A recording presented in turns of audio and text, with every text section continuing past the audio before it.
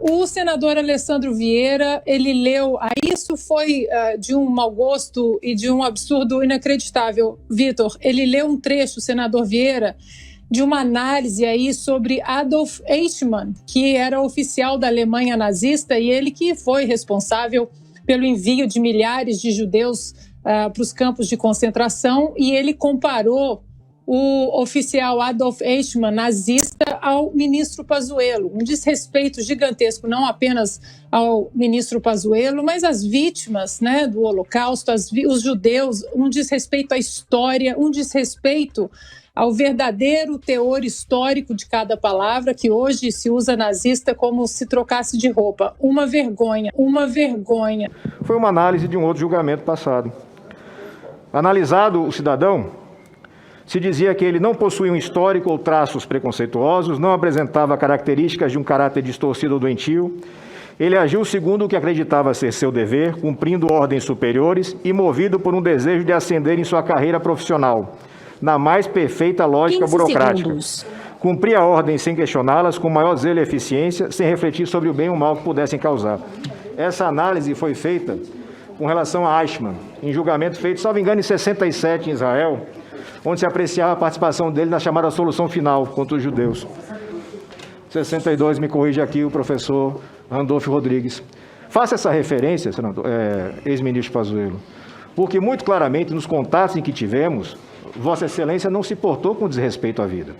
Mas dentro do conjunto da obra, do exercício de uma política pública de saúde, infelizmente o senhor falhou. E eu tenho absoluta convicção que não falhou por decisão sua. Não consigo entender que diabo de dever, de lealdade Vossa Excelência imagina ter, que faz com que acoberte o verdadeiro autor das ordens que o senhor seguiu. Isso é lamentável. Obrigado. Falar nesse personagem da história, né, comparando o general que tem origem judaica com um nazista, é uma situação deselegante. Ontem, o general, ao iniciar a fala dele, ele disse isso. Meu pai, seu Nissim, era paraense de família judaica, que migrou para o Brasil saindo da Espanha, fugindo da Inquisição, passando por Marrocos e vindo para o Brasil, Belém e Manaus.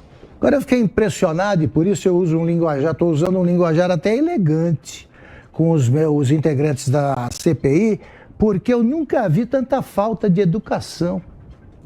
Falta de educação, quer dizer, a senadora Leila Barros quer resposta sim ou não. Vamos convidar para a Leila Barros para uma conversa aqui no Pingo nos Is e ela vai responder sim ou não.